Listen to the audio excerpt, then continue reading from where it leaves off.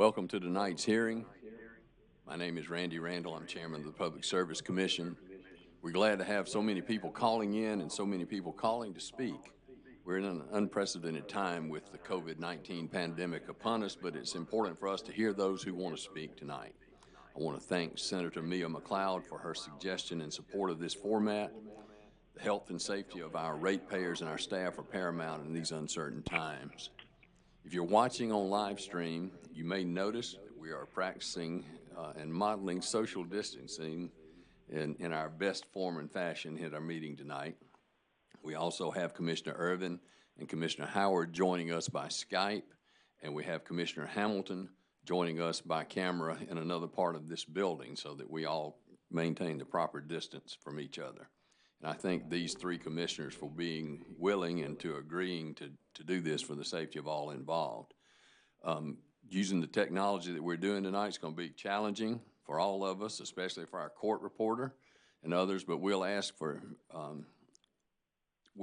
ask everyone to bear with us. When you speak, please let's not speak over each other. There's going to be some delays in it, but we hopefully we will be able to hear everyone. Before we get started, I want you to know the commissioners participating in this meeting.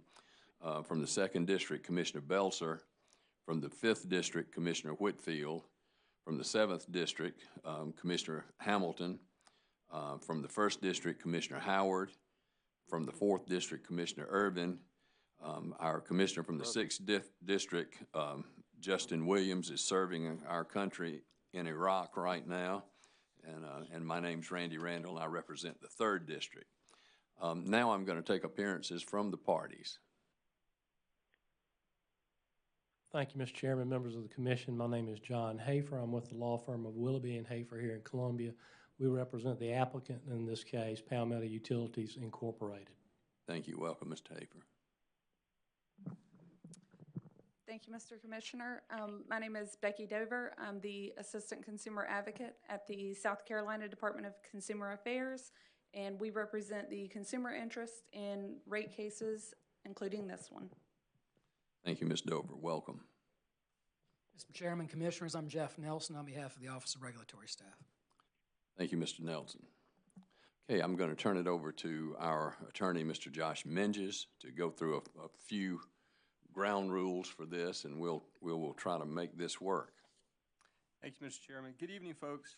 In a moment, we'll call the names of those who've signed up to speak, to be sworn in. Make sure you give your name, state where you're from, and then proceed with your testimony so that everyone has a chance to speak tonight. Your testimony is limited to 3 minutes. After you're done, please remain on the line for any questions that the parties or the commissioners might have. However, please note that the commissioners are under the Code of Judicial Conduct and are prevented by law from taking questions or making comments. Call numbers scrolling across the live feed provide you with the parties who can answer your questions. Thank you, Mr. Chairman. Thank you, Mr. Menges. As we're getting ready to call the first names, we're going to hear first from Senator McLeod when we get her on the line. But when we call your name, and your phone goes live, I will swear you in and ask you to give your name and your city or town where you live. We don't need your street address, and you'll have 3 minutes, as Mr. Menges said. We have a timer to help you, so when the timer goes off, you will know. You'll hear the alarm. And when you're finished, please stay on the phone in case the parties have any questions. So, Mr. Operator, if we could get Senator McLeod on the line.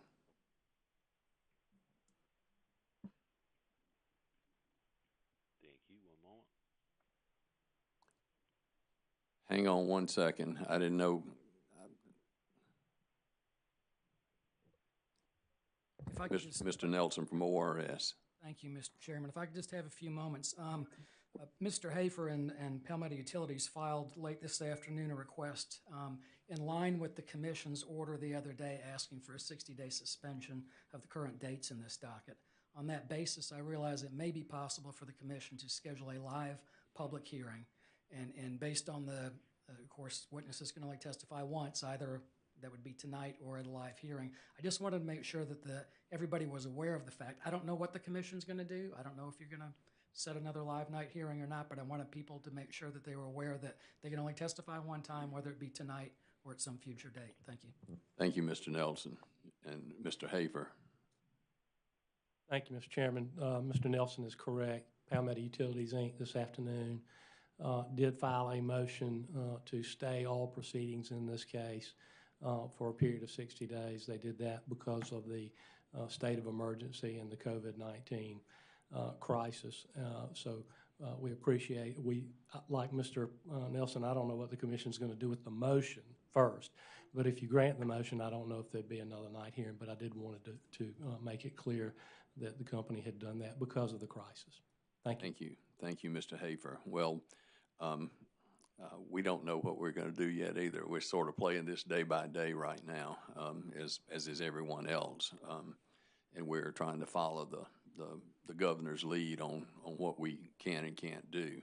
So, anything else before we start with our, okay, Mr. Operator, if we've got Senator McLeod on the line.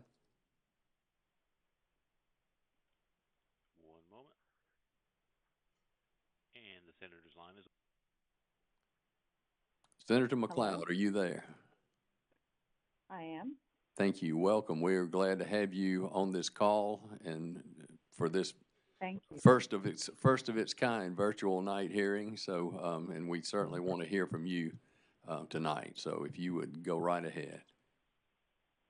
Absolutely. Good evening. I am grateful that the commission decided to host a virtual night hearing in light of what we're dealing with. The COVID-19 virus is impacting every aspect of our lives. This global pandemic has far-reaching and unprecedented implications for all of us. In February, I reached out to you at the Public Service Commission to ask that the commission schedule a night hearing to allow the thousands of Palmetto Utilities ratepayers an opportunity to express our concerns about the proposed increase before the commission and the utilities. The commission agreed and sent notices of the meeting out to its customers. When COVID-19 was declared a global pandemic on last Wednesday, March 11th, and we were advised to begin social distancing to help prevent community spread of the virus, I quickly reached back out to the commission to ask that the March 12th hearing be postponed until March 19th, and that the March 19th hearing be virtual and live streamed in an effort to not put the ratepayers of Richland County, particularly our most vulnerable seniors, and those with pre-existing medical conditions, in harm's way. The commission agreed to do that at my request and began to put the infrastructure in place to ensure that the process is open, accessible, and transparent. On behalf of my constituents and the ratepayers of Richland County, I appreciate that, and I thank you. As the impact of this virus continued to unfold and the Midlands quickly became the hardest hit area of the state, I reached back out to the commission yesterday to discuss the fact that the immediate focus of many Richland County ratepayers has now understandably shifted, at least temporarily. Although we are still very much concerned about and vehemently opposed to the Palmetto Utilities' proposed rate increase, our paramount concern in this time of state and national uncertainty is for the safety and well-being of our families and community members, as well as the financial impact of this virus, as we watch businesses close and people lose their jobs without warning or preparation through no fault of their own, and wondering if we'll be next. In light of the fact that our state and country are under state and national emergency declarations as a result of this global pandemic, to continue to pursue a proposed rate increase under these catastrophic conditions seems tone deaf, insensitive, and utterly inconceivable, to say the least. That's why I asked the commission if it would consider postponing tonight's virtual hearing and freezing Palmetto Utilities rates where they are until this pandemic is no longer an imminent threat to our lives and livelihoods. I was glad to hear that they have made a motion to stay those stay these proceedings for, I think you said 60 days. I was advised by the commission that there are no exceptions under South Carolina law, section 585240, that governs proposed increases by PSC regulated utilities. Like many of my constituents, I didn't realize that this law has been in place since 1962 and seems to overwhelmingly prefer and protect the interests of public utilities over the interests of the ratepayers. Even more troubling are the law's provisions like Section C that stipulate that the commission shall rule and issue its order approving or disapproving the utility's rate increase request within 6 months after the proposed increase is requested. For us, I'm told that would have been April 2nd, I think, of this year. And Section D, which says that if the commission can't issue the order within that 6-month period due to circumstances beyond its control, it could extend the 6-month period, but only for an additional 5 days. If the commission rules against the utility and the utility appeals, it's my understanding that the utility can temporarily raise the rate under a surety bond until final disposition of the case. And Section E says that if the commission fails to rule or issue its order within the statutory time frame, which is 6 months or 6 months and 5 days, the utility can go ahead and raise the rate because the commission's failure to rule is considered an approval of the proposed increase. After reviewing these statutory provisions, it is painfully obvious that the law provides no viable options for the protection or relief of ratepayers in catastrophic circumstances like the ones we are now facing. I want to personally thank Chairman Randy Randall and the PSC commissioners for their letter to the governor yesterday, asking him to invoke his emergency powers to temporarily stay these statutory provisions and all deadlines for matters like this one that are currently before the commission. The commission also sent a similar letter to our House and Senate leaders asking that we pass a joint resolution that will continue to protect ratepayers beyond the governor's temporary stay if he orders it. It's my hope that the governor will do the right thing, and it sounds like Palmetto Utilities is attempting to do the right thing to stay these proceedings, that and I'm hopeful that my colleagues will do what's necessary to follow suit. While we cannot begin to know the full time frame, scope, or magnitude of this pandemic, what is already abundantly clear is that it is likely to impact us in the days, months, and possibly years to come. I just want my constituents and the ratepayers of Richland County to know that we're in this fight together. And I'll do everything I can to continue to protect our ratepayers from any increases, especially during these turbulent times. Thanks so much for allowing me to speak tonight. Thank you, Senator McLeod. And we appreciate you being here, being on the phone tonight. Now, I heard you say something about delaying this hearing. You want to go ahead with this night hearing, correct? I do, yes. Okay. Absolutely. I just wanted to make sure that I wanted to go along with what everybody has agreed to so far. So thank you very much for being here. And we're going to move on to our next speaker. Operator, if you will give us Representative Ivory Thigpen. Thank you. That line's open. Representative Thigpen, are you there? I am. Good evening. Thank you. Go right ahead. We look forward to hearing from you. Thank you so much for this opportunity. Again, echoing many of the comments and the sentiment of Senator McLeod, I think this hearing is of great importance. I am, to some degree, concerned, though, even though I'm appreciative of the social distancing and the practices that are now being put in place in order not to endanger the safety of our citizens and ratepayers in the state. I also think that it may not give us the full picture of how many persons are affected or are not pleased with the current situation as it relates with Palmetto Utilities. I cannot begin to express enough the great concern that persons have stated to me about the increases that are being proposed for the second time around. I know that one of the things that, as a representative, we must consciously be always paying attention to is when the public has a concern or an issue, we can't turn the blind eye or a deaf ear. And I do believe that even though we are having this virtual hearing now, I think it is in the best interest of all parties involved that we do have a live hearing where persons can come in presence, because I do think something is gained by having a person be able to in person state what their concerns or questions may be. I am grateful for the work that the commission has done in scheduling this. I am grateful also to hear about the motion that Palmetto Utilities have made in light of the crisis that we have. And indeed, it is a crisis, and I do want to take this time to echo the importance of practicing all the directions and directives that have been given by our officials who are trying to the best of their ability, manage this unforeseen and the reality of it is potentially reoccurring incident, because I do believe we've entered into a new reality in this 21st century of how we go about our normal business. But with that being said, I don't want to do a whole lot of restating what has already been said.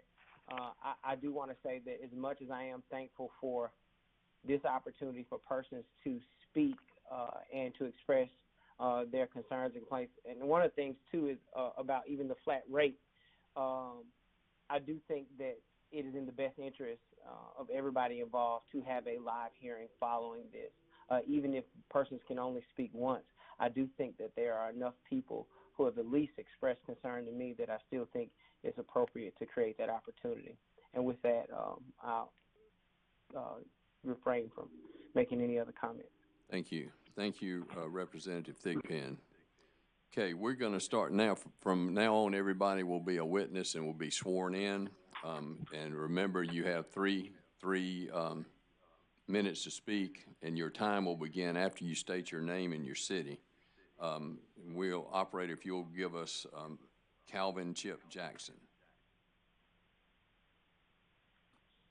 That line is open. Mr. Jackson? Yes, I'm here. Great, and I know you're with Richland County Council, and we appreciate you being here tonight. But I'm going to swear you in, and then we will get you to state your name, and we'll begin your 3 minutes. Do you solemnly affirm the testimony you're about to give will be the truth, the whole truth, and nothing but the truth? I affirm. Thank you. If you will state your name and your town or city. My name is Calvin Chip Jackson. I live in Columbia. I'm on Richland County Council, and I represent District 9, which is in the northeast portion of Columbia. Great. Thank you. Please begin. I want to thank Senator McLeod, Representative Thigpen for their comments. I want to thank you, Chairman Randall, and the commissioners who are involved in this hearing on tonight. As a member of Richland County Council, I live, I worship, I shop, I recreate in the very community that is being discussed tonight. And as a result of that, I have direct information and am directly impacted by the rulings that the commission will make. And so let me start by saying I hope that the commission will vote in favor of the 60-day suspension and that all of the rules will be waived, including the opportunity for individuals who are doing it virtually tonight to speak again. I cannot stress enough how important it is for the commission to have a second look at the community that will be affected by this decision, as you did a month or so ago. This will be the second rate hike in 3 years. The amount of increase that is going to occur is in fact going to outpace the cost of living for many of the residents and my constituents who particularly are living on fixed income. I believe very sincerely that this is a direct result of the overdevelopment and the out-of-control growth by commercial and residential developers in Northeast Columbia. Unfortunately, the victims of this out-of-control growth and overdevelopment, which has now caused Palmetto Utilities not to be able to sustain it, are the citizens and the taxpayers and neighbors who have to bear the cost. The costs for building homes and the profits in building homes for the developers, the costs and profits for providing the service for Palmetto Utilities are all beneficiaries, but the expense of bearing that cost falls squarely on the shoulders of my neighbors and my citizens, including my 86-year-old mother-in-law, who is on a fixed income. I don't think for one second that she is atypical of the residents of Northeast Columbia today. Maybe in 1999, but certainly not today. If it is a capacity issue and problem that's being struggled with by Palmetto Utilities, I certainly think the developers should bear some of that cost that they have created. But to simply pass it on to those who are the residents and the users in the community, in my opinion, in 3 years, a second increase is really unfair. And I would hope that the commission will consider the citizens, consider the rate increase, and say to Palmetto Utilities, enough is enough. Thank you very much. Thank you very much, Mr. Jackson. Any questions from the parties? Commissioners? Mr. Jackson, thank you very much for being here. Thank you, Chairman Randall. Mr. Operator, would you open Ed Caney? I think it's Koehne. Good afternoon. Good afternoon. Okay. First of all, thank you. Wait, hang on. Let's get you sworn in, Mr. Caney. Did I say your name right? Cohen. Cohen. Well, that was close. Not very. Okay, Mr. Cohen. Let me swear you in. Do you solemnly affirm the testimony you're about to give will be the truth, the whole truth, and nothing but the truth? Yes, sir. Great. If you will state your name and your town, and then we will begin. Ed Cohen, Koehne, Blythewood, South Carolina. Thank you. Go ahead. First of all, I would like to say thank you for the opportunity. From March 2018 to June 2022, if this rate increase passes, my Palmetto utility bill will have increased by a ridiculous 82.75%. 43% of that has already been granted and billed beginning in May of 2018. In the Palmetto Utilities Town Hall meetings, their PowerPoint presentation used a chart titled Neighboring Wastewater Rates. It is extremely biased in their favor and inaccurate. That chart compares neighboring utilities which bill based on consumption against PUI's flat rate billing using an assumed 6,000 gallon average consumption. This is an apples to oranges comparison and is absolutely unrealistic. The vast majority of households will fall below this supposedly accepted average of 6,000 gallons. Many households will fall well below this so-called average. Who will fall below? Our elderly, our widowers, our retired people, specifically our military, our vets, young couples just starting out, empty nesters, and our low-income earners. The fact is, Palmetto Utilities is already the most costly flat rate provider at the current rate of $52.10. Well, that's unless you include Blue Granite, whom PUI suggests will be at $101.30 next year. As for Blue Granite, I'll just refer everyone to an article written by Carolyn Hecker of WIS-TV on January 29th of this year. Just visit the WIS-TV website. Let's add one more column to PUI's own neighboring wastewater rates chart. That's labeled the column Residential Home Hookup Rates. In this column, the rates range from a high of $4,480 to a low of $1,050. Yep, Palmetto Utilities is the lowest. What's wrong with this picture? The highest flat rate provider to the captive consumer and the lowest rates to our affluent developers. And boy, do we have development going on. This is just plain shameful. The people are no longer the customer. The Public Service Commission and Richland County Council are. The people have become Palmetto Utilities' cash cow. It sure appears the affluent developers are sacred cows, hands off of them. So go ahead and allow PUI to continue milking the cash cows, that is our elderly, and those who can least afford this rate. Thank you. Thank you, Mr. Cohen. I wish I could have finished. Any questions from the parties? Commissioners? Mr. Cohen, thank you very much for joining us tonight. Operator, if you will give us Mr. Rusty Shade. That line is open. Mr. Shade. Hello? Yes. Great. Let me get you sworn in, and do you solemnly affirm the testimony you're about to give will be the truth, the whole truth, and nothing but the truth? Yes, I do. Thank you. If you will state your name and your city, and then we will begin. Rusty Shade, Columbia, Northeast. The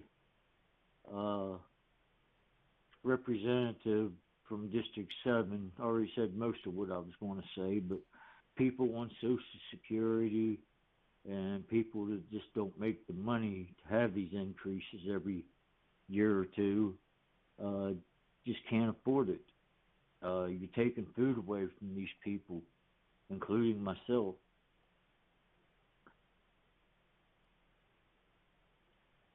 The same as for two-story homes with more people in it. There's not, why should I pay the same that they are? I only used 1 to 2 consumptions of water back when you was doing it that way, but now I'm paying for much more. You ought to do something like charge 1-story, 2-story, 3-story. Charge them differently. Charge more for these new houses and apartments that's going up out here. More to hook up. Yep, that's mostly all I had to say. I appreciate it. Thank you very much, Mr. Shade. Questions from the parties? Commissioners? Mr. Shade, thank you for being here with us tonight. Okay, thank you. Okay, operator, will you give us Miss Diane Ford? Thank you. Charge That line's differently. Charge more for these. Hello? Ms. Ford? Yes. Great. Let me swear you in, and then we'll begin. Do you solemnly affirm the testimony Okay. you're about to give will be the truth, the whole truth, and nothing but the truth? I do. Thank you. Ms. Ford, if you will give us your name and your city, then we will begin. Okay, my name is Diane Ford. I reside in Columbia, South Carolina. It is my understanding that about 10 years ago or so, the monthly rate was about $30 for sewage rate. I've only lived here for less than a year, and the fact that the billing company is asking for an increase of 27% seems a bit outrageous. I understand increasing costs and what it takes to run a sewage treatment plant, but 27% is a bit ridiculous since the users are not seeing that kind of increase in their salaries, and older folks are on a fixed income.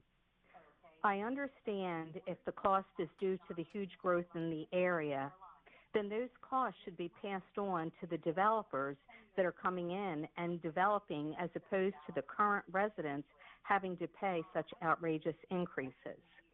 Where I came from, we did not have a sewer increase for 10 years, and our rate was $96.25 per quarter. It's all in the management of the funds that are collected. I do hope that the increase will be reconsidered and that there are other ways that the utility company can find to raise their revenue as opposed to taxing the residents of Columbia. Thank you. Thank you, Ms. Ford. Questions from the parties? We're getting some other voice. Oh, okay. We're gonna get that done. Questions from commissioners? Thank you. Thank you, Ms. Ford. Okay, operator. Thank you. And the next respondent shall be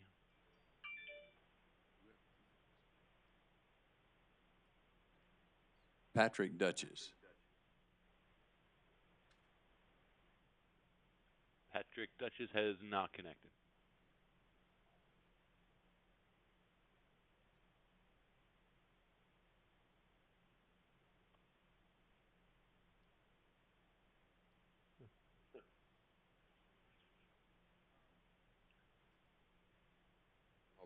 How about operator Kieran Nixon?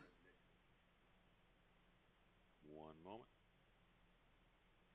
That line's up. Thank you. Ms. Nixon?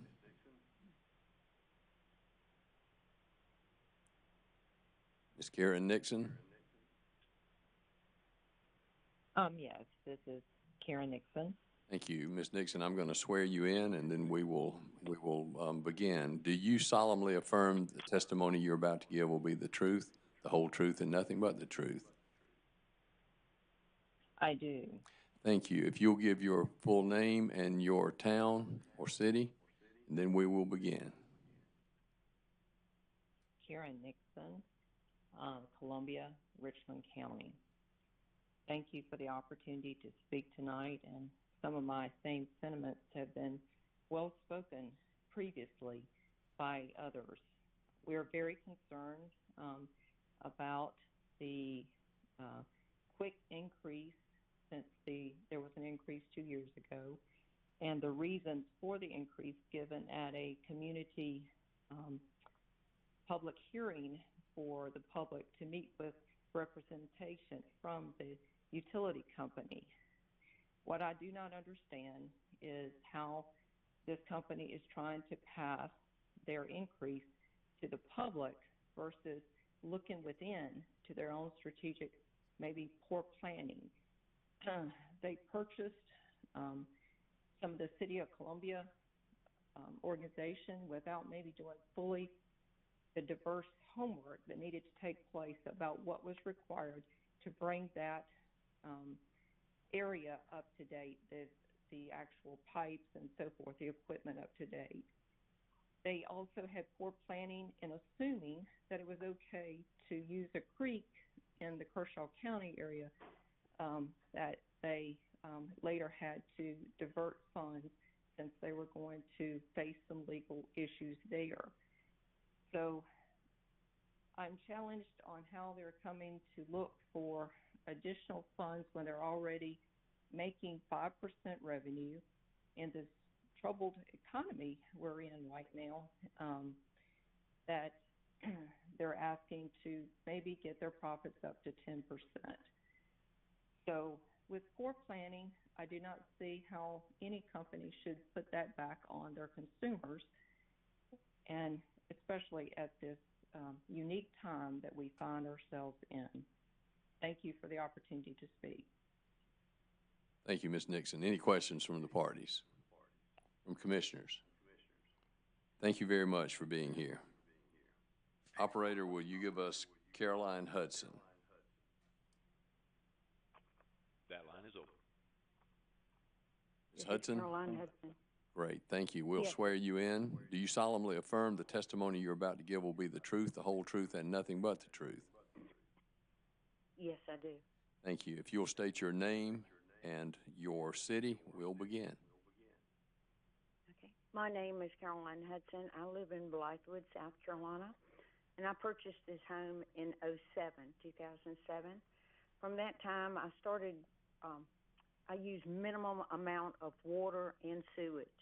My bills were between $10.20 and $15.13 a month.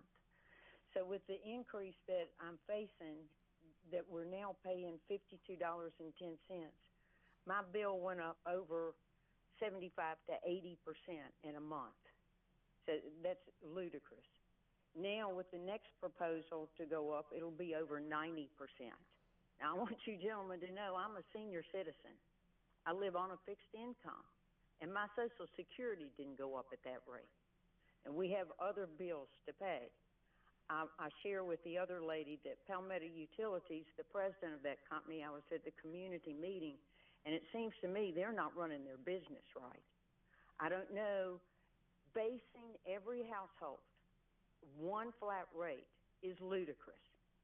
The people that are paying the most for their sewage is one occupant households, seniors on fixed incomes, widows, widowers, disabled vets, as the man said.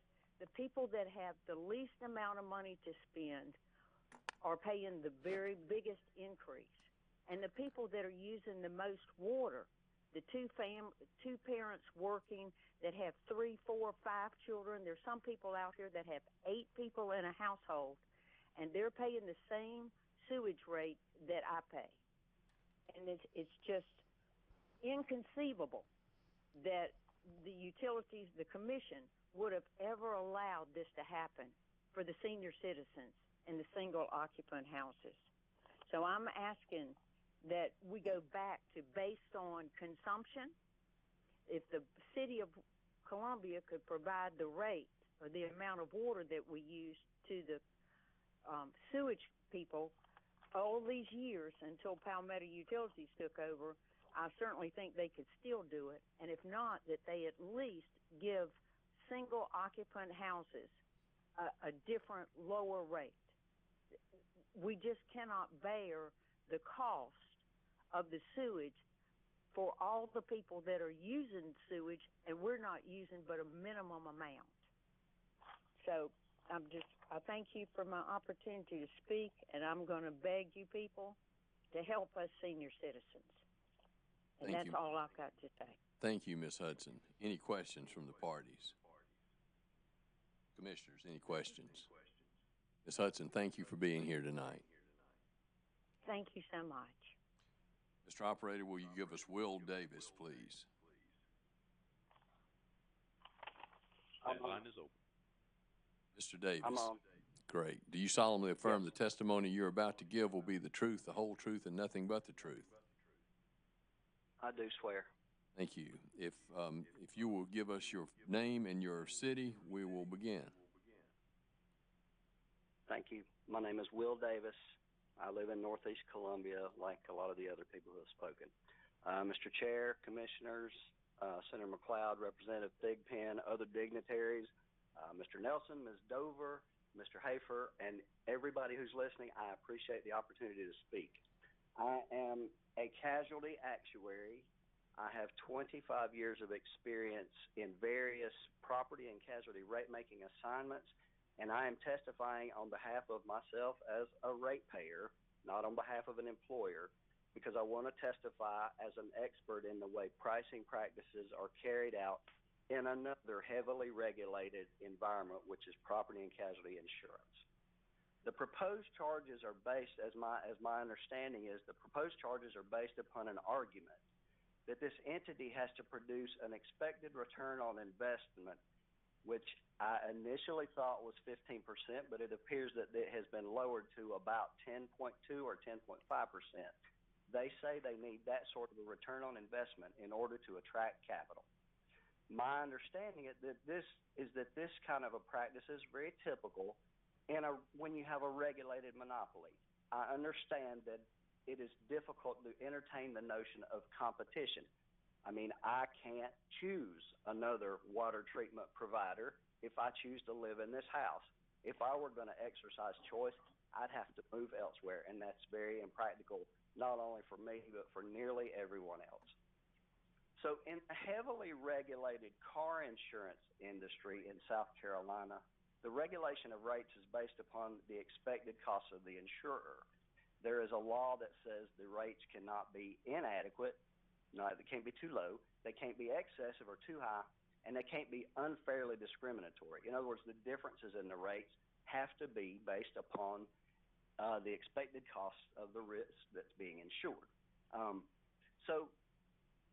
After looking at a little bit of industry data, over the last 10-year period from 2009 to 2018, The personal auto insurance industry, or the premium from the industry in South Carolina, rose steadily from about $2.5 billion to $4.3 billion. That's a 75% increase.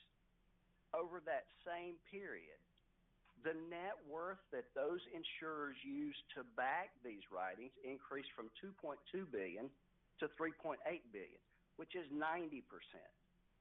In other words, the exposure rose by 75%, but they put in 90% more money to back it. So it must be that the investors felt like auto insurance was a pretty good deal to invest in South Carolina. Did they make a pile of money? Not really. The average return over that period, per the National Association of Insurance Commissioners report on profitability, the average return on that period for personal auto insurance was 2.2%. Mr. Davis, thank you so much for your testimony. Do we have any questions from the parties, from commissioners? Mr. Davis, thank you for being here tonight. Thank you.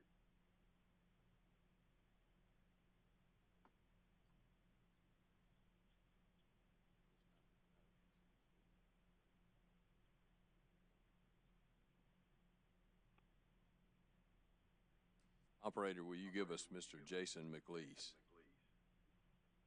That line is open. Good evening.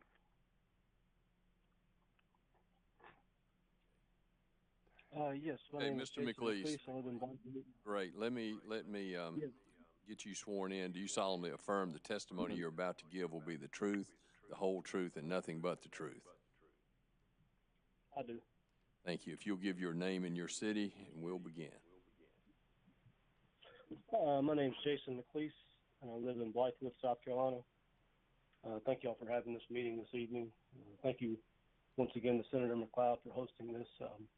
She hosted the first one a few years ago at the R2I2 Center, and I just wanted to say that when I was attending those meetings, that the Palmetto Utilities said the reason they needed to increase it was to try to get their money that they had invested into the increased demand of the pipelines faster.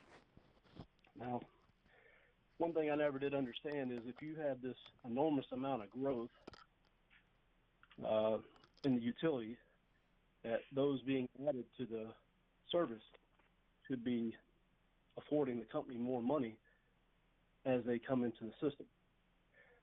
So for them, they wanted to recoup their money faster, which is what was explained to me is why they were raising the rate so that they didn't have to pay as much in interest or fees or whatever.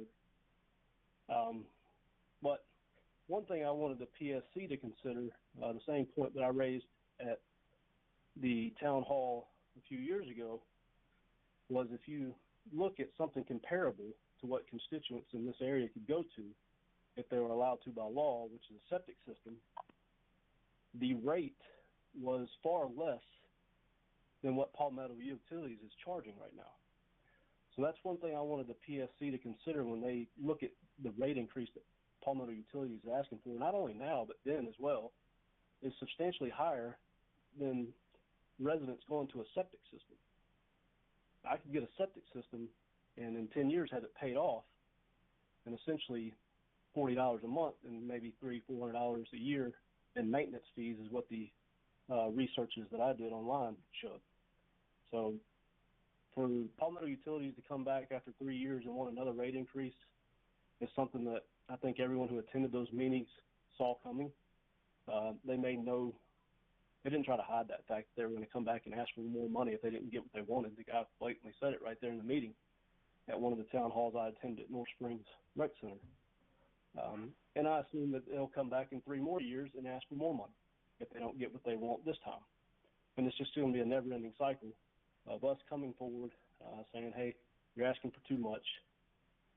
I don't see it ending anytime soon, even if they don't get the rate increase this time.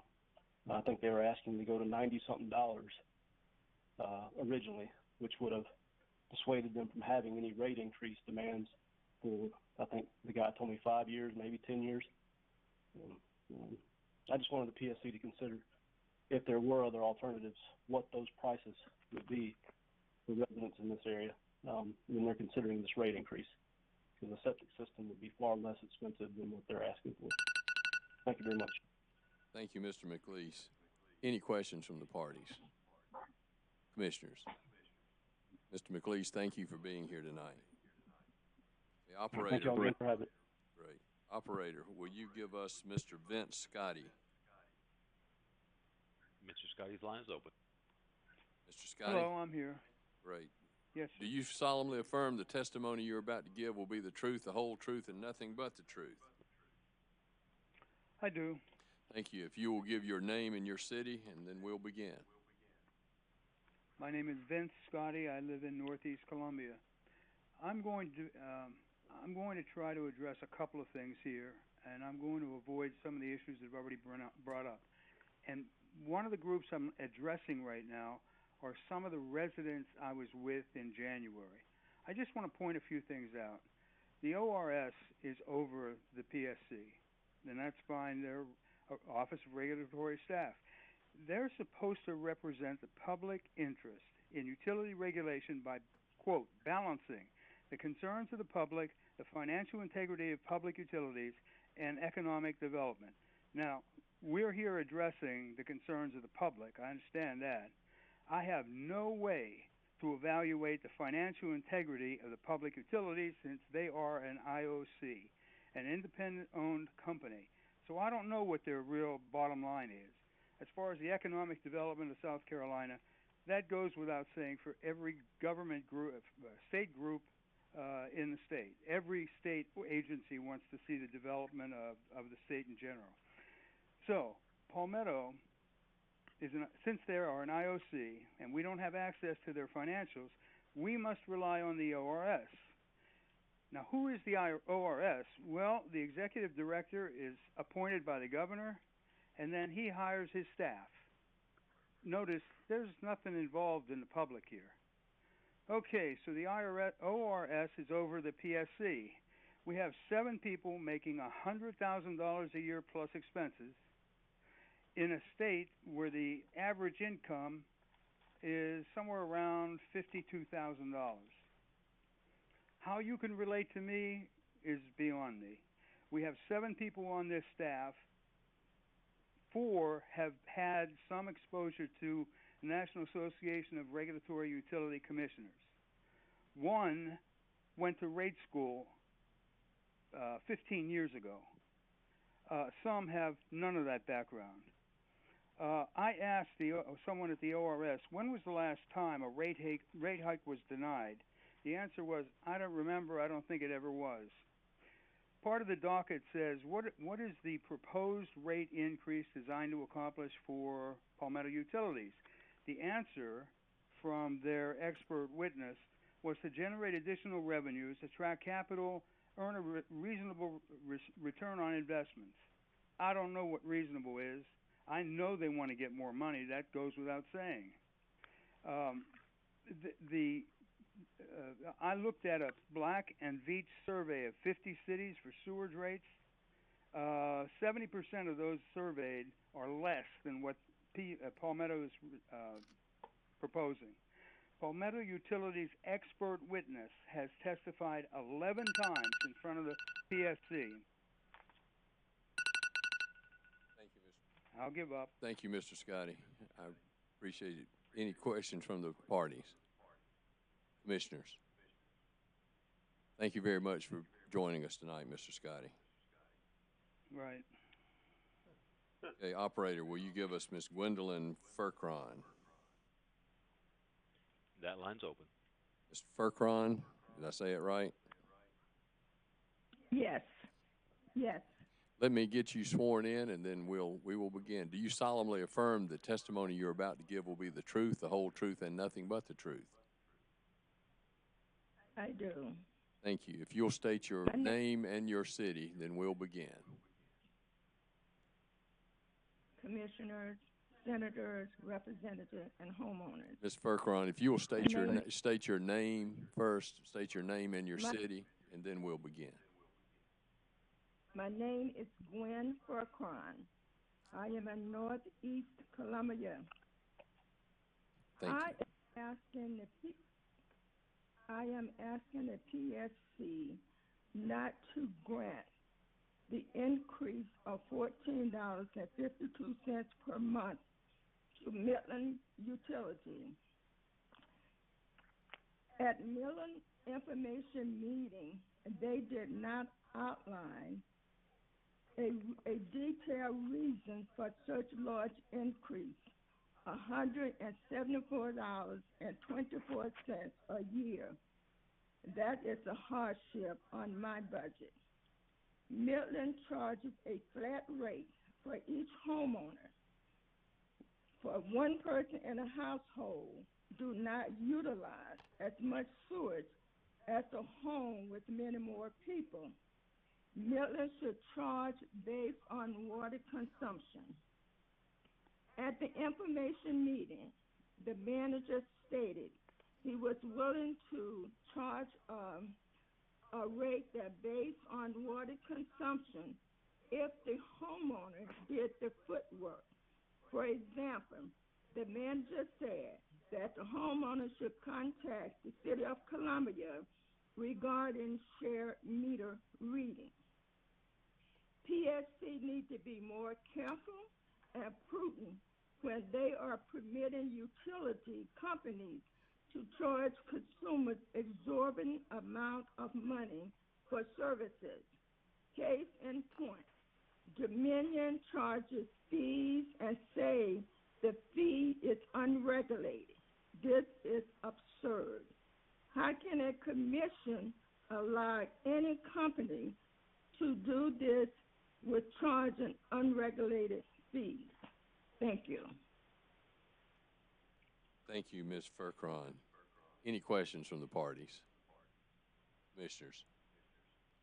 Thank you, ma'am. Thank you very much for being here tonight. Operator, will you give us Thomas Jukum? Yes, That I'm line's here. open.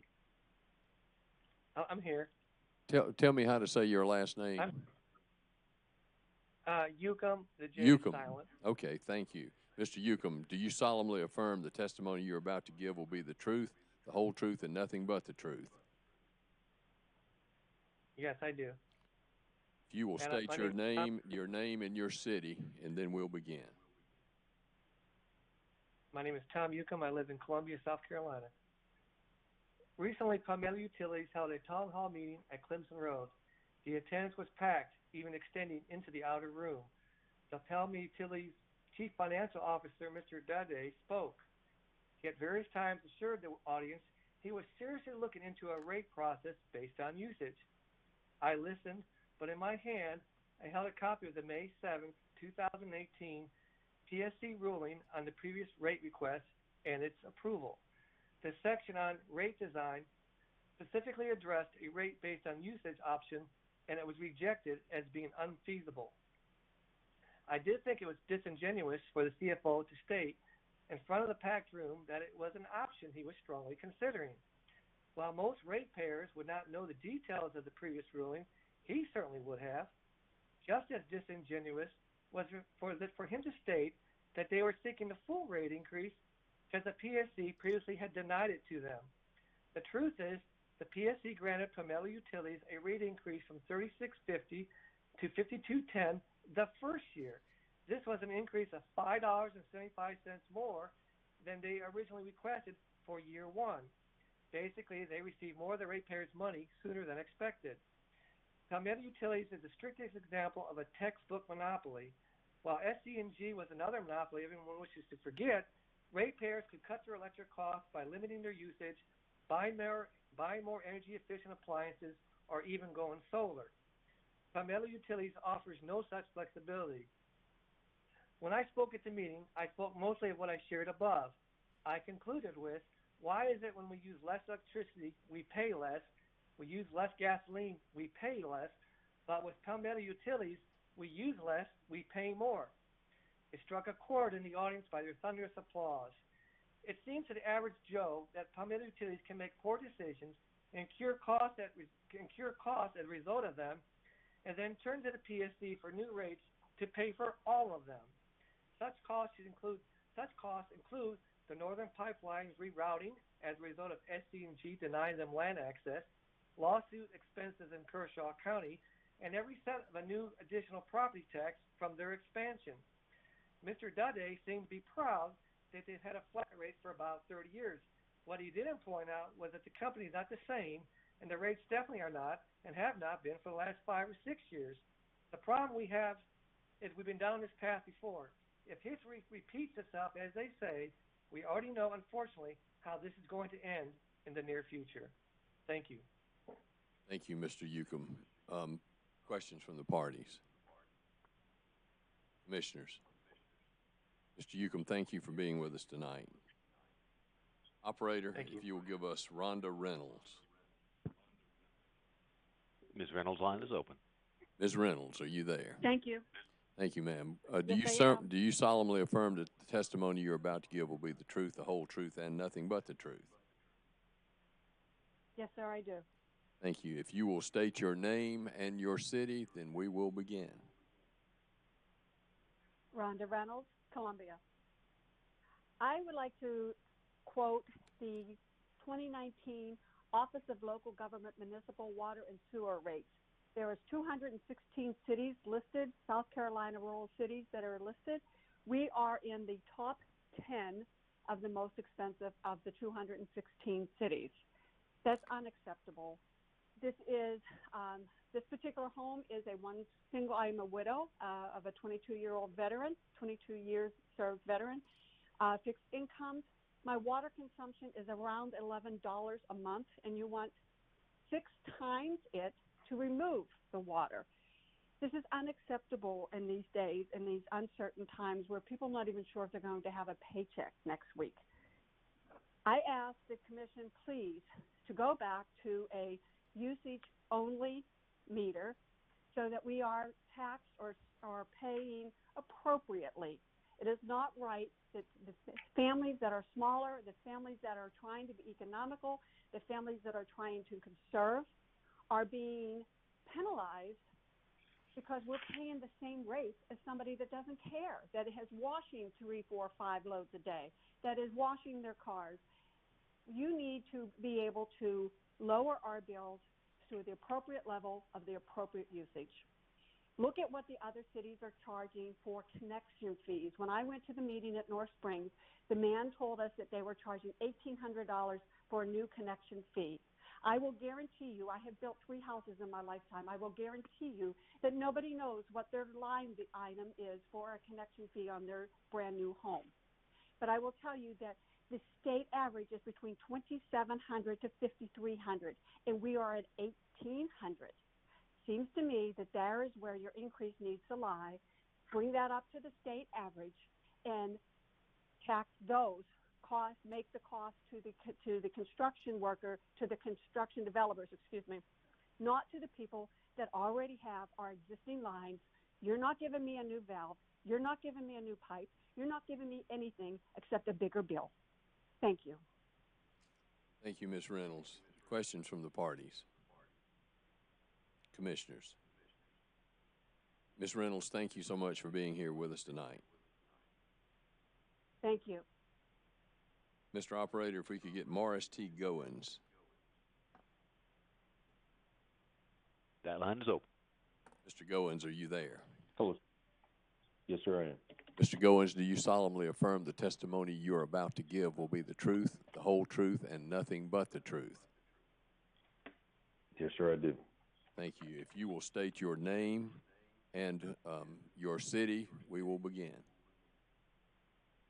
Yes, sir, Morris T. Goins, and I live in the northeast portion of Richland County.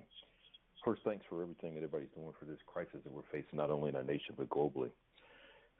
Tonight, 6 points, and I prayerfully make it inside of my 3 minutes. First one is I'd recommend that the board or the commission disapprove the increase rate for the following reasons. Second point is this. When you go to any investment company, pick it, if it's Wells Fargo, if it's Edwards Jones, Putnam, you picked it, most of those advisors would recommend or tell you that you'd get 6 to 8% return in the U.S. stock market. And right now, Palmetto Utilities is looking for a 10% return on their investment, which is just ludicrous to me. Next point, and that was part of Mr. Davis's point earlier. I looked up and did some research. 150,309 homes roughly in Richland County at a $14.52 monthly increase. You do that math, that's $2.1 million revenue. If you do the $2.1 million times 12 months a year, that's $26 million that Palmetto Utilities is looking to receive as an increase at a second increase over the last 2 or 3 years. It's just ludicrous to me. The other piece is at a 27% increase, you're telling me that organization can't reduce their income by $26 million. You're asking the public to increase $26 million. I just find it hard to believe. And my last comment is this. Where we are with the situation that this world is currently facing, I have seen and heard airline CEOs cut their pay by 50% so people will continue to work. And I know I can't ask questions. I just wonder aloud, would the leadership of this organization cut their pay to reduce this pay increase or the utility increase, considering it's a second increase between 2 to 3 years? Thank you so much and remain blessed. Thank you for all you're doing. Thank you very much for being here. Parties, questions from the parties. Commissioners, questions. Thank you so much for being here tonight. Operator, if you will give us Mr. John Yukon. Mr. Yukum's line's open. Thank you. Hello? Mr. Yukon, are you there? Yes, I'm here. Great. Do you solemnly affirm the testimony you're about to give will be the truth, the whole truth, and nothing but the truth? Yes, I do. Thank you. If you will state your name and your city, then we will begin. My name is John Yukon. I live in Columbia, South Carolina, specifically the northeast area. And my wife and I bought our home here in 2016, first house, and the sewer bill was $35 at that time, fixed rate, which was more than some of my coworkers and people that I know were paying, but it wasn't outrageous. And we had the first increase proposal, and obviously that got pushed through, and now we're paying $52, which is just, I think, crazy. I have a coworker who lives just down 2 notch, and they're paying $27 a month. So obviously we're on the high end. The thing I found interesting about the meetings that we went to the first time was the explanation for the increase was new pipes, running the lines. They ran lines all the way up through the upper northeast area that I believe is currently undeveloped. And if you look at what happened, they were getting 9%. They were very clear. They only make 9% profit. They're getting 9% of my money, our original Palmetto's citizen payers.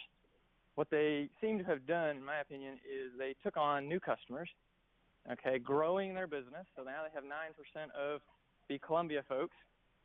They also ran a line, like I said, in undeveloped areas for quote-unquote different reasons, which will be developed. So that's another 9%. So you're looking at expanding this company, and then they're coming to us and saying, hey, you guys need to pay for it. And the obvious answer is I have no choice.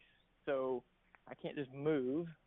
And I think it's a little crazy that a company can expand and then force me to pay for that expansion without budgeting that in themselves and allowing for that growth through money that they save and put together. So that's pretty much it. Thank you. Thank you, Mr. Yukon. Questions from the parties? Commissioners? Mr. Yukon, thank you for joining us tonight. Operator, will you please give us Angela Snell? Thank you. Ms. Snell, your line's open. Okay, I'm here. Thank you, Ms. Snell. Do you solemnly affirm the testimony you're about to give will be the truth, the whole truth, and nothing but the truth? Yes, it will. Thank you. Please state your name and your city. We'll begin. Angela Snell, Elgin, South Carolina. I've been paying water bills for about 30 years now. Water and sewer bills, and of course I used to be with City of Columbia for my water and sewer. And I remember when I was living with my parents, and in the summertime, the water and sewer bill would be a little higher. It would run about $200. And what I'm saying is, at that time, the water would be about 80, and the sewer would be about 120. I didn't see a problem with paying 150% for my sewer. Okay, I live in my own home. There is no one else here. My water bill is a little less than $20 a month. When I first purchased this home, I had it built new, whatever, but the water bill was, I think it was $31.50, somewhere around there, with Palmetto Utilities. I have seen that $31.50 go up to $52. That's just excessive, and my water bill is still under $20. I mean, I pay a water bill, I pay my gas bill. My water and gas bill only $40 together. Okay, City of Columbus a little less than 20. Dominion Energy is a little less than 20, and I mean, I'm paying $52 for sewer. The only answer to this is to have this thing metered, and the only way they can't meter it going out, so you have to go according to the water bill. I feel it's no more than fair that just have City of Columbia send them what has been metered, and like I say, I don't see a problem with paying 150% on the sewer. That would be a fair rate. I do not feel that you all should allow them to increase this again. And if you do that, then you have somebody like me paying $60-something, and I'm only paying $20 for that water. And some of that sewer isn't even coming out here. I mean, some of that water's not coming out here. It's not fair. Like everybody else has been saying, you got retired people. You have people like me. There's only one of us in the house. Why am I paying for people that got, like they say, 8 people in a house that live down the street from me? That's not fair to me. That's all I have to say. Thank you, Ms. Snell. Questions from the parties? Commissioners? Ms. Snell, thank you so much for being here tonight. Okay. Operator, if you'll give us Ms. Carol Courier. Ms. Courier's line is open. Ms. Courier, are you there? Good. Let's get you sworn. We'll get you sworn in. Do you solemnly affirm the testimony you're about to give will be the truth, the whole truth, and nothing but the truth? I do. Thank you. If you will state your name and your city, we will begin.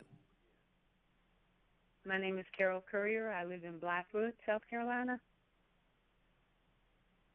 Thank you, ma'am. You may start. Well, the first point I want to make is I do not think that the Public Service Commission should grant the rate increase that we're asking for. I agree with a lot of the other people who have previously spoken that this is extremely unfair. I moved in my home 12 and a half years ago and was able to afford the rate at the time. With the recent increase in 2018 up to $52.10, and now this additional increase for people like myself and my husband who are retired and on fixed income, who have health-related issues, may have to decide whether or not to buy our medication or pay our increased rate in sewer. There's a lot of people I know in my same situation, and I just feel it's very, very unfair. And that it should not be granted. It was granted so easily the last time, and I think this has to stop. I appreciate you listening. Thank you. Thank you, ma'am. Thank you, ma'am. Thank you for being here. Questions from the parties? Commissioners? Ms. Courier, thank you so much for being here tonight. You're welcome. Thank you. Operator, if you'll give us Russell Coleman. That line is open. Mr. Coleman, are you there? I am here.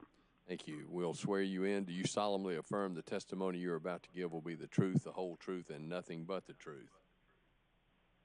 I do. Thank you. If you will state your name and your city, then we will begin. I'm Russell Coleman. I live in Blythewood, South Carolina. I really appreciate the opportunity to make a statement, and I'm making this statement on behalf of all of the ratepayers in this area. I recently retired from a career in public accounting. I was an audit partner with a major regional firm named Cherry Beckert, who has offices from Miami to Bethesda, and also out through Tennessee and even in Texas. During my career, I served only the not-for-profit and public sector industries, and in the public sector, primarily utilities. I do realize that there are significant differences between public utilities, and when I say public, government-owned utilities, public service authorities, and rural utilities.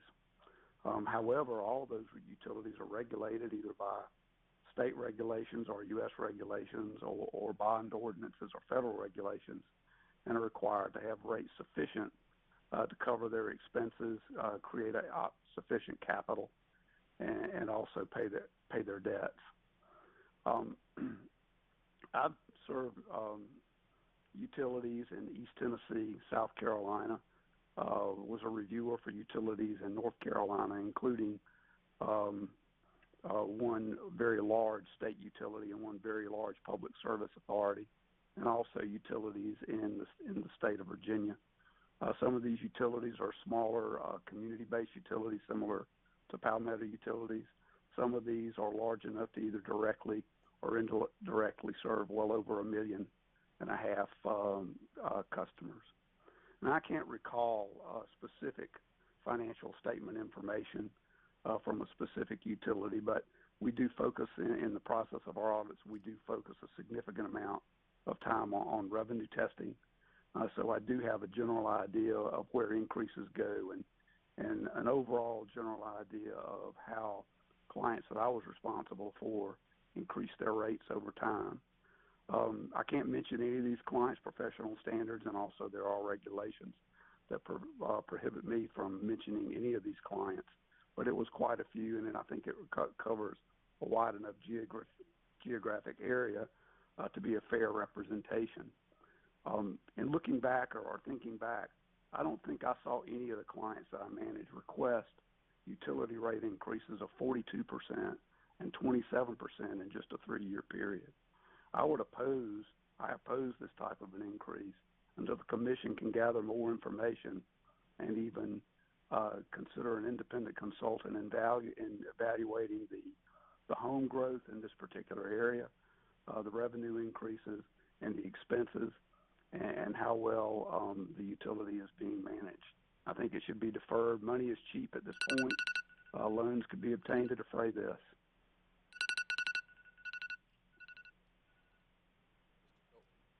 Mr. Coleman, thank you so much for your testimony. Questions from the parties? Commissioners? Mr. Coleman, thank you for being here tonight. Thank you. Operator, will you give us Robert Avery, please? Mr. Avery, your line's open. Mr. Avery, are you there? Thank you. Yes. Let's get you sworn in. Do you solemnly affirm the testimony you're about to give will be the truth, the whole truth, and nothing but the truth? I do. Thank you. If you'll state your name and your city, and then you may begin. Robert Avery, Columbia, South Carolina. So full disclosure, I'm speaking for the wife, and also we've got a daughter lives in Blythewood, son also lives in Northeast Columbia, and he is disabled through no fault of his own. Ironically, we've got a daughter living over in Aiken County. I'm looking at her bill dated March the 1st, 2020, and her amounts of payment charges for water, $17.25. We have similar size in occupancy houses.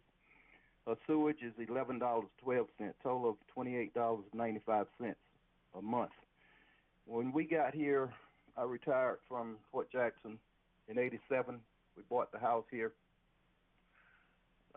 Don't remember exactly what the rate was at that time, but I know during the 90s when we had 3 children living in the house with us here, the rate was approximately $30 a month. give or take a few. But now it's crazy where it's up to this amount and wanting even to go higher to 66, 62. I noticed on the letter that they are considering phasing it in, but that doesn't say they won't take it one lump sum and jack it up all at one time. But anyway, I agree with a lot that have been said already. I see there's 369 protestants on the list here. We are number 286, but I'm sure there's a bunch of more, thousands out there that would like to be listed as protestants to this matter. I would thank the commissioners. I thank the Mr. Chip Jackson, our councilman for this area, and all the other politicians involved. But I sincerely detest this rate increase request. They got a lot of nerve, and I hope that the commission does not approve this rate increase. Thank you very much. Y'all have a blessed night. Thank you, Mr. Avery. Any questions from the parties? Commissioners? Mr. Avery, thank you for being here with us tonight. Folks, Welcome, sir. It's 7:21. We're gonna take a 10-minute break. We'll be back at 7:31. And if you're on the line and you're signed up to speak, please stay on the line. And so it's 7:31. We'll begin right where we've left off. So please stay on the line. Thank you.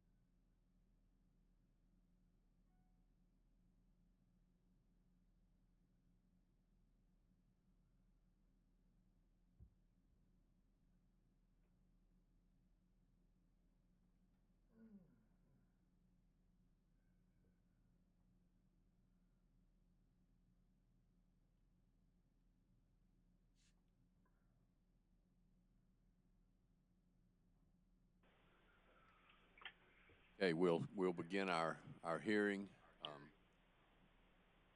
Back, we don't have live stream on our screens, but Mr. Erskine's working on that. Mr. Nelson, you wanted to one little piece of business before we commenced. Yes, sir. If I could ask that, normally it's a sign-in sheet, whatever the sheet is that's being compiled by the commission tonight, as far as who the public speakers are. Who the public speakers are. I'd like that entered into the record as a hearing exhibit, please. It is a sign-in sheet, and we've done it by phone, and the sign-in sheet will be entered into the record as hearing exhibit number 1. Okay. Mr. Operator, are you there? Am indeed. Great, thank you. Let's have Stephanie Gray on the phone. Very well, and that line's open. Hello. Hello. Hello, Ms. Gray. Is it Gray? Yes. Stephanie Gray, thank you. I'm going to swear you in, and then we will get you to begin. Do you solemnly affirm the testimony you're about to give will be the truth, the whole truth, and nothing but the truth? Yes. Great. If you will state your full name and your city, then you may start. Stephanie Gray, Columbia, South Carolina. My husband and I are the only occupants in our home. We believe the current rate of $52.10 is already outrageous, considering there are only 2 of us, and our sewer bill averages $15 more than our water bill each month. To increase the cost is asinine, and the reason stated by the CEO in January is unacceptable. It's unacceptable that we, the customers, must pay an increased fee to cover their operating costs. Being a military family, my husband and I have lived in several places, and this is the first one where a utility bill is a fixed rate. Palmetto Utilities needs to be for their customers and charged based on what the customers actually use. At the town hall meeting, that was actually brought up as an option to the CEO, and the guy had said that they didn't have the resources to do that. If they can't do it now, then they need to rework their budget, reduce the salaries for the higher ups in the company, and make it happen. If they can't, then perhaps the city of Columbia needs to do a 5-year plan to absorb Palmetto Utilities into them, and that way the water bill and the sewer bill will be one, and everybody will be charged based on what they actually used. Thank you. Thank you, Ms. Gray. Any questions from the parties? Commissioners? If not, thank you, Ms. Gray. Appreciate you being here with us. Thank you. Mr. Operator, Patrick Detches. I'm that here. line is open. Yes, I'm here. Right, Mr. Detches, do you solemnly affirm the testimony you're about to give will be the truth, the whole truth, and nothing but the truth? I do so affirm. Thank you. If you will state your name and city, and then you may begin. Yes, Patrick Deaches. I'm in Northeast Columbia. This year, my Social Security cost of living adjustment is 1.6%. That's a whopping $41. By comparison, in the 3-part phase-in plan proposed by Palmetto Utilities, Part 1 of the rate increase is 9.29%. Part 2 of the rate increase is 8.5%, and Part 3 of the rate increase is 7.8%. That's roughly a 26% increase, or $14.52, which is a whopping 34% of my whopping $41. Now, contrary to the statement in the ex parte briefing, the rate increase is not even close to the rates of inflation. According to inflationdata.com, the February 2019 inflation rate was 1.52%, and the November 2019 closing inflation rate was 2.05%. The following is a quote from Pacolet Milliken's mission statement. You know, that guy that owns Palmetto Utilities. I quote, "We invest with institutional discipline, but are more patient about achieving superior returns than rigid internal rate of return investors who seek to monetize gains as soon as possible." Now, I will credit Palmetto Utilities for maintaining the rate of $52.10 for previous customers of the city of Columbia for 5 years, while Columbia's rate shot up to $71.25. Columbia City management was stashing millions of dollars in a slush fund since 1993. They neglected their water and sewer system. A lawsuit was brought by the United States EPA and the state in 2013. The suit was settled by consent decree. The city paid $475 civil penalty and a forced $1 million environmental project to improve the system. That $1,475,000 was chump change compared to the $67.5 million the city politicians had funneled into the bank accounts of favored developers and who knows who after that. Now, did they sell Palmetto Utilities a pig in a poke? And is Palmetto Utilities dumping the pig on us? This hearing may be an exercise to make us feel warm and fuzzy. The rate's going to be improved. We know that. We're captives, not customers. What are we going to do? Plug up the sewer? Stall septic tanks? Good luck with that. Since 18% of your captive customers are retirees, make it a 6-month incremental increase at least. That may disappoint the investors in Palmetto Utilities, but it beats the hell out of a class action lawsuit. And I'm done. Thank you, Mr. Deaches. Any questions from the parties? Commissioners, any questions? Mr. Deaches, thank you for being here tonight. Thank you, sir, and thank the commission. Okay, Mr. Operator, if you will give us Sylvia Beal. One moment. That line's open. Ms. Beal, are you there? Hello?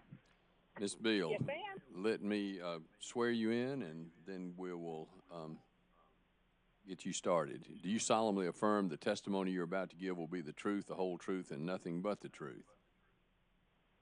I do. Thank you. If you will state your full name and your city, then you may start. Sylvia J. Bell, Northeast Columbia. Good evening.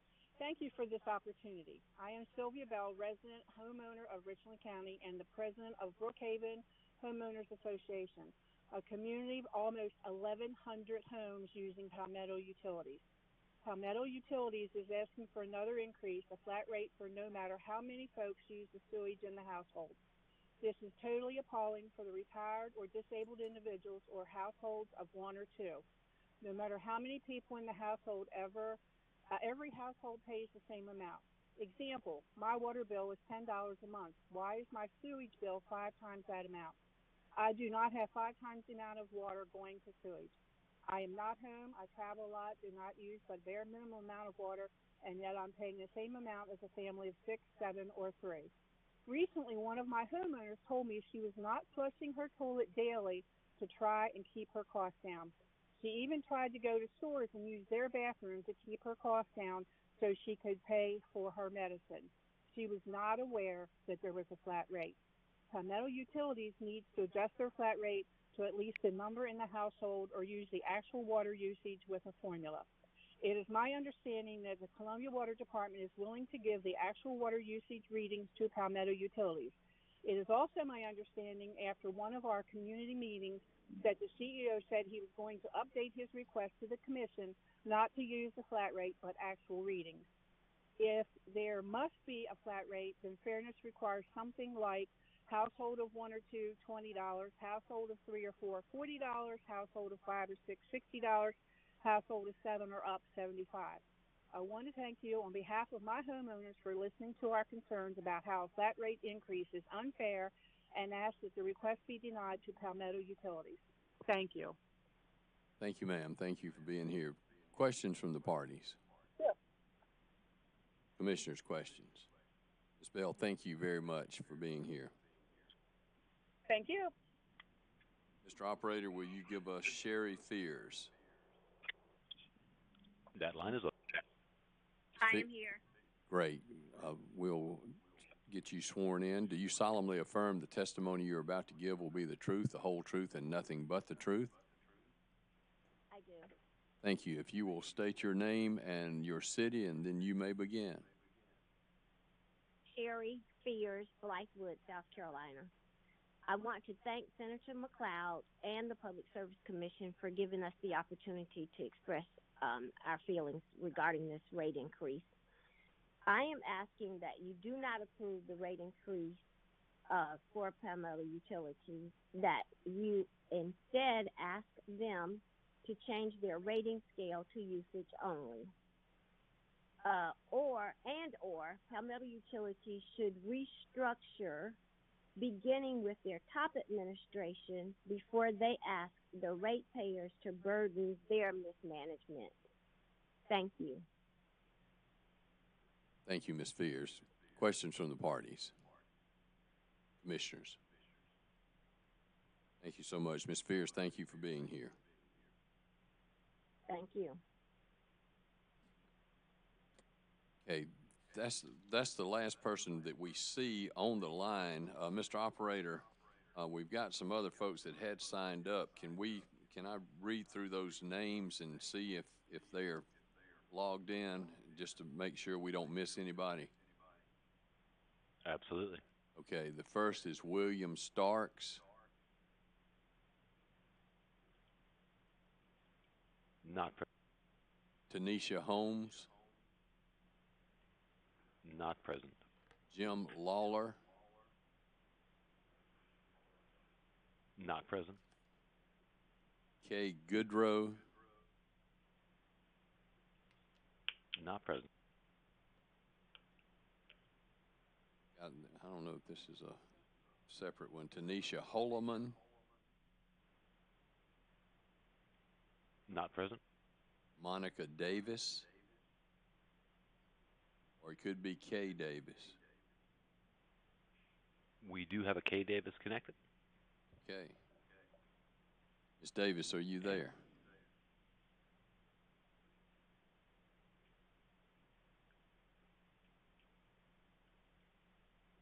And Ms. Davis, your line is open.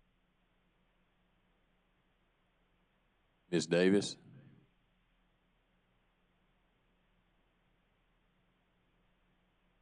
The operator, we don't seem to be getting Ms. Davis. No, perhaps she stepped away. Okay. Elisa Graham. Not connected.